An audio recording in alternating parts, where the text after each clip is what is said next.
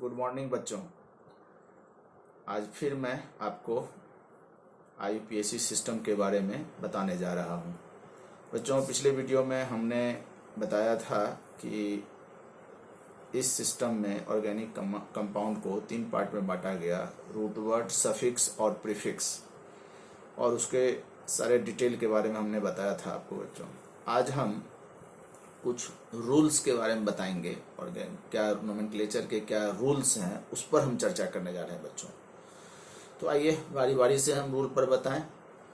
तो बच्चों, इसमें सबसे जो पहला रूल है वो है लॉन्गेस्ट चेन रूल।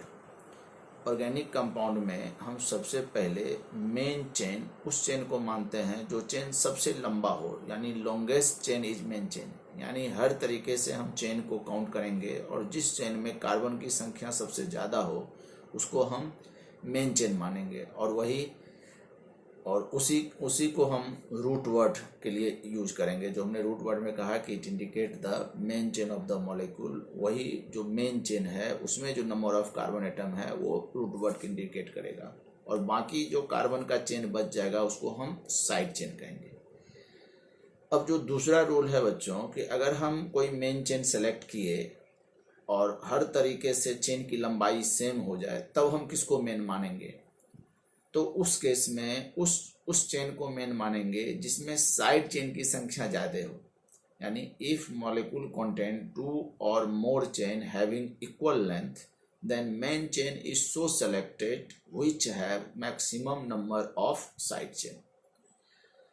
अब तीसरा रूल है कि अगर मॉलिक्यूल में कोई मल्टीपल बॉन्ड आ जाए, डबल बॉन्ड या ट्रिपल बॉन्ड आ जाए, then main chain is so selected which include multiple bond even if it violate longest chain rule. यानी कहने का मतलब अगर कोई चेन ऐसा हो जिसमें डबल बॉन्ड या ट्रिपल बॉन्ड आ जाए तो उसी को हम मेन चेन मानेंगे। इसके लिए लॉन्गेस्ट चेन रूल का उल्लंघन करना पड़े तो हम उल्लंघन कर देंगे बच्चों। अब चौथा जो है कि अगर मॉलिक्यूल में एक से ज़्यादा मल्टीपल बॉन्ड हो तब हम क्या करेंगे? तब हम मेन चेन ऐसा सेलेक्ट करेंगे जिसमें ज़्यादा से ज़्यादा मल्टीपल बॉन्ड इंक्लूड हो जाए। इसके लिए भी लॉन्गेस्ट चेन रूल का हम उल्लंघन करेंगे, यानी लंबा चेन की तरफ नहीं जाएंगे, उस चेन को मेन मानेंगे जिसमें ज़्यादा से ज़्यादा मल्टीपल बॉन्ड इंक्लूड हो जाए। अब अगर मॉलिक्यूल में कोई फंक्शनल ग्रुप आ जाए बच्चों, प्रिंसिपल फंक्शनल ग्रुप, तब हम मेन चेन वैसा सेलेक्ट करेंगे जिसमें प्रिंसिपल फंक्शनल ग्रुप इंक्लूड हो जाए। इसके लिए भी लॉन्गेस्ट चेन रूल का उल्लंघन करना पड़े तो हम उल्लंघन कर देंगे। तो बच्चों, ये था मेन चेन सेलेक्ट करने का तरीका। अब जब हम मेन चेन सेलेक्ट कर लिए तब हम उसका नंबरिंग कैसे करेंगे? तो नंबरिंग के लिए जो रूल्स आया वो है lowest number rule. Lowest number rule ये कहता है कि अगर मेन चेन में कोई सब्स्टिट्यूएंट है और साइड चेन है तो हम उस एंड से नंबरिंग करेंगे जिधर से उस साइड चेन और सब्स्टिट्यूएंट का पोजीशन मिनिमम हो। जैसे कहने का मतलब अगर 6 कार्बन का चेन है और एक तरफ से तीसरे पर मिथाइल ग्रुप लग गया और दूसरे तरफ से वो चौथे पर आएगा तो हम उधर से स्टार्ट करेंगे जिधर से तीसरे पर हो, यानी मिनिमम नंबर हो साइड चेन और सब्स्टिट्यूएंट के। अब नेक्स्ट जो रूल है वो है lowest term rule. Lowest term rule क्या कहता है बच्चों कि अगर मेन चेन में एक से ज्यादा साइड चेन और सब्स्टिट्यूएंट हो जाए तब हम किस छोर से नंबरिंग शुरू करेंगे, किस एंड से नंबरिंग शुरू करेंगे? तो इस केस में हम उस छोर से नंबरिंग करेंगे जो लोएस्ट टर्म देगा। यानी कहने का मतलब इधर से काउंटिंग करते हैं तो पहला ब्रांचिंग 2 पर, और उधर से दूसरे छोर से काउंटिंग करते हैं तो उसका ब्रांच 3 पर, तो 2 वाले से चलेंगे। तो जिधर से, चाहे इस छोर से मिनिमम टर्म आवे चाहे उस छोर से मिनिमम टर्म आवे, तो उधर से ही नंबरिंग शुरू करेंगे बच्चों। अब इसके बाद इसमें एक केस आता है कि अगर दोनों तरफ से नंबरिंग सेम हो जाए, इधर से भी 3 पर तो उधर से भी 3 पर, इधर से 5 पर तो उधर से भी 5 पर, उस केस में हम जो है अल्फाबेटिकल बेसिस पर नंबरिंग शुरू करते हैं बच्चों। जैसे फॉर एग्जांपल कि इधर से तीसरे पर मिथाइल हो, उधर से तीसरे पर इथाइल हो, तो हम उस छोर से शुरू करेंगे जिधर से इथाइल का पोजीशन मिनिमम, न कि मिथाइल का, या इस छोर पर ब्रोमो हो और उधर से क्लोरो हो और दोनों का इक्विवेलेंट पोजीशन हो, यानी इधर से भी दूसरे पर ब्रोमो और उधर से भी दूसरे पर क्लोरो, तब हम अल्फाबेटिकल प्रायोरिटी देंगे, यानी ब्रोमो के तरफ से चलेंगे नंबरिंग। लेकिन ये ध्यान रखेंगे कि ये अल्फाबेटिकल तब केयर करेंगे जब इक्विवेलेंट पोजीशन हो। लेकिन अगर इधर से दूसरे पर क्लोरो हो और उधर से तीसरे पर ब्रोमो हो, तब फिर वही पहले वाला रूल चलेंगे, लोएस्ट टर्म रूल का चलेंगे। लेकिन जब इक्विवेलेंट पोजीशन हो तब हम अल्फाबेटिकल काउंट करेंगे। अब एक जो है मेन रूल, इस पर विशेष ध्यान देंगे कि अगर molecule contain principal functional group having carbon atom, carbon atom जैसे एल्डिहाइड है, कार्बोक्सिलिक ग्रुप है, CHO, COOH, COOR, COCl, CONH2, CN, ये कार्बन वाला अगर प्रिंसिपल फंक्शनल ग्रुप हो तो नंबरिंग हमेशा इसी प्रिंसिपल फंक्शनल ग्रुप के कार्बन से होना चाहिए, यानी वो जहां रहे उसका नंबर 1 होगा बच्चों। तो ये कुछ नंबरिंग के रूल थे, इस पर ध्यान देंगे। अब अगर किसी मॉलिक्यूल में एक से ज्यादा ब्रांच हो, किसी मॉलिक्यूल में एक से ज्यादा ब्रांच यानी साइड चेन हो या सब्स्टिट्यूएंट हो, तो उस सारे सब्स्टिट्यूएंट को हम प्रीफिक्स के रूप में लिखते हैं, साइड चेन और सब्स्टिट्यूएंट को, तो उसको हम अल्फाबेटिकली अरेंज करते हैं। जैसे कहने का मतलब एक मेन चेन में नाइट्रो हो, ब्रोमो हो, मिथाइल हो, तो अगर वो 7 का चेन है बच्चों, तो 7 के लिए हम हेप्ट लिखेंगे, अगर सिंगल बॉन्ड है तो N लिखेंगे। लेकिन ब्रोमो है तो ब्रोमो के लिए B आ गया, नाइट्रो के लिए N आ गया, मिथाइल के लिए M आ गया। तो सबसे पहले हम ब्रोमो को लिखेंगे, चाहे उसका जो भी पोजीशन हो। नंबरिंग में वही नंबरिंग का रूल हम पहले जो बताए हैं उस पर ध्यान देंगे।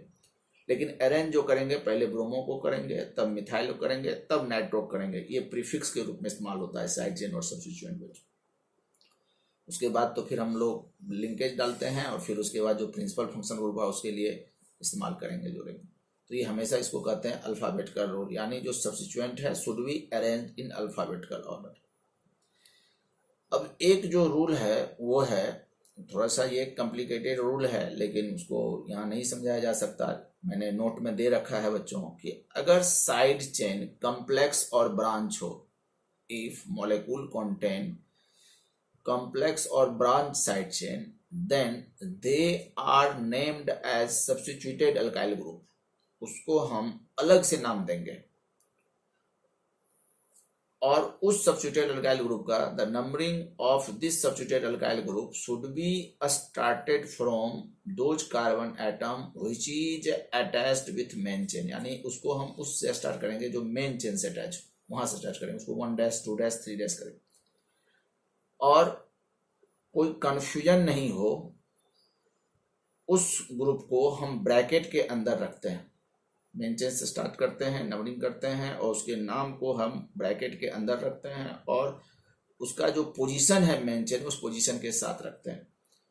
जैसे कहने का मतलब अगर 10 का चेन हो गया और बीच में एक 3 कार्बन का चेन है और उसमें भी ब्रांच है मिथाइल, तो 10 तो डेकेन हो ही गया और इस ब्रांच चेन के लिए 1 2 3 3 कार्बन का साइड चेन, तो ये प्रोपाइल हो गया। प्रोपाइल में फिर 2 डैश पर एक और ब्रांच आ गया मिथाइल, तो इसका अलग से नाम 2 डैश मिथाइल प्रोपाइल, और इसको ब्रैकेट के अंदर कर देंगे और तब वो ये पूरा ये जो ब्रांच चेन है ये जिस कार्बन पर होगा वो पोजीशन डाल देंगे। अब देखेंगे मैंने बताया है और इसका चर्चा NCERT भी किया है। अब जो मेन रूल, उसका बाद जो रूल है बच्चों वो है कि अगर मॉलिक्यूल में एक से ज्यादा प्रिंसिपल फंक्शनल ग्रुप हो, OH हो, कीटोन हो, एल्डिहाइड हो, तो एक से ज्यादा प्रिंसिपल फंक्शनल ग्रुप हो तो उसमें से एक को प्रिंसिपल मानते हैं और बाकी सब सब्स्टिट्यूएंट होता है। अब ये प्रिंसिपल किसको मानेंगे, वो सीनियरिटी टेबल के बेसिस पर। तो जो सबसे सीनियर होगा वो प्रिंसिपल होगा और जो जूनियर होगा वो सब्स्टिट्यूएंट हो जाएगा। जैसे एक ही ऑर्गेनिक कंपाउंड में एल्डिहाइड भी हो, अल्कोहल भी हो, एमीन भी हो, तो सीनियरिटी टेबल उसमें दिया हुआ है। सीनियरिटी टेबल के हिसाब से हम देखेंगे कि एल्डिहाइड सीनियर है तो एल्डिहाइड प्रिंसिपल होगा, तो इसके लिए हम अल का इस्तेमाल करेंगे। और वहाँ पर OH ग्रुप और NH2 ग्रुप ये दोनों सब्स्टिट्यूएंट हो गया, तो इसके लिए हम हाइड्रोक्सी और एमिनो का इस्तेमाल करेंगे रेस्पेक्टिवली। तो ये जो एमिनो ये प्रीफिक्स के रूप में इस्तेमाल हुआ, तो ये पहले आ जाएगा, और अल जो है रूट वर्ड प्राइमरी सफिक्स के बाद सेकेंडरी सफिक्स में एल का इस्तेमाल होगा बच्चों। तो ये सीनियरिटी टेबल आपको याद करेगा, सीनियरिटी याद करना पड़ेगा। सीनियरिटी टेबल में सबसे मोस्ट सीनियर कार्बोक्सिलिक एसिड होता है, उसके बाद सल्फोनिक होता है, उसके बाद ईस्टर होता है, उसके बाद एसिड क्लोराइड होता है, उसके बाद एसिड एमाइड होता है, उसके बाद साइनाइड होता है, उसके बाद एल्डिहाइड होता है, उसके बाद कीटोन होता है, कीटोन के बाद अल्कोहल होता है, और अल्कोहल के बाद एमीन होता है। यानी एमीन की पोलैरिटी सबसे कम होगी और कार्बोक्सिलिक एसिड की पोलैरिटी सबसे ज़्यादा होगी। ये सीनियरिटी चार्ट आपको याद रखना पड़ेगा, और इसी से पता करेंगे कि इसमें से अगर 2-3 फंक्शनल ग्रुप एक साथ हैं तो कौन प्रिंसिपल होगा और कौन सब्स्टिट्यूएंट होगा। ये सीनियरिटी टेबल से याद करते हैं। इसकी चर्चा मैंने सब्स्टिट्यूएंट में भी पिछले वीडियो में की थी बच्चों। अब एक रूल है कि अगर मॉलिक्यूल में प्रिंसिपल फंक्शनल ग्रुप आ जाए, उसके बाद मल्टीपल बॉन्ड भी हो और सब्स्टिट्यूएंट भी हो और साइड चेन भी हो, तब क्या करेंगे? तो सबसे पहले प्रेफरेंस देंगे हम प्रिंसिपल फंक्शनल ग्रुप को, तब प्रेफरेंस देंगे हम मल्टी डबल बॉन्ड को, तब प्रेफरेंस देंगे ट्रिपल बॉन्ड को, और तब प्रेफरेंस देंगे सब्स्टिट्यूएंट और साइड चेन। इस प्रेफरेंस का यूज हम मेन चेन के लिए भी कर सकते हैं, इस प्रेफरेंस का यूज हम नंबरिंग के लिए भी कर सकते हैं। यानी first priority to give principal functional group, then double bond, then triple bond, और देन साइड चेन और सब्स्टिट्यूएंट। ये दोनों में से हम लोग अल्फाबेटिकली किसी को भी दे सकते हैं। अब एक जो मेन रूल है उस पर ध्यान देंगे बच्चों की, अगर principal functional group carbon containing हो, जैसे COOH, CHO, CN, CONH2, COOR, COCl carbon containing हो, तो इसको, और ये अगर मेन चेन में कंसीडर नहीं हो रहा, यानी किसी भी तरीके से मेन चेन में ये कंसीडर नहीं हो, तो इसके लिए सेपरेट सेकेंडरी सफिक्स का इस्तेमाल हुआ है। जैसे हम अगर कार्बोक्सिलिक एसिड का C अगर मेन चेन में काउंट हो जाता है तो उसके लिए हम ओइक एसिड इस्तेमाल करते थे, लेकिन अगर ये मेन चेन में काउंट नहीं होगा तो इसके लिए कार्बोक्सिलिक एसिड का इस्तेमाल करेंगे। CHO का कार्बन अगर मेन चेन में इंक्लूड हो गया तो अल इस्तेमाल होगा, लेकिन अगर मेन चेन में इंक्लूड नहीं होगा और ये प्रिंसिपल है तो इसके लिए कार्बल्डिहाइड इस्तेमाल करेंगे। उसी प्रकार CN के लिए कार्बोनाइट्राइल इस्तेमाल करेंगे, CONH2 के लिए कार्बोक्सामाइड इस्तेमाल करेंगे, COCl के लिए कार्बोनिल क्लोराइड इस्तेमाल करेंगे, COR के लिए कार्बोक्सिलेट इस्तेमाल करेंगे। लेकिन ये सेकेंडरी सफिक्स तब इस्तेमाल करेंगे जब किसी प्रकार से ये मेन चेन में इंक्लूड नहीं हो और ये प्रिंसिपल हो बच्चों। तो ये कुछ रूल्स थे, तो इस रूल को देखेंगे। मैंने इसका पूरा जो है सो नोट्स भी डाल दिया है इस वीडियो के साथ बच्चों, तो इसको आप देखेंगे और कुछ प्रैक्टिस करेंगे, और प्रैक्टिस के बाद जो है फिर जहाँ जो डाउट होगा तो हम लोग जब सामने आएंगे तो आप बताएंगे। ओके बच्चों, थैंक यू।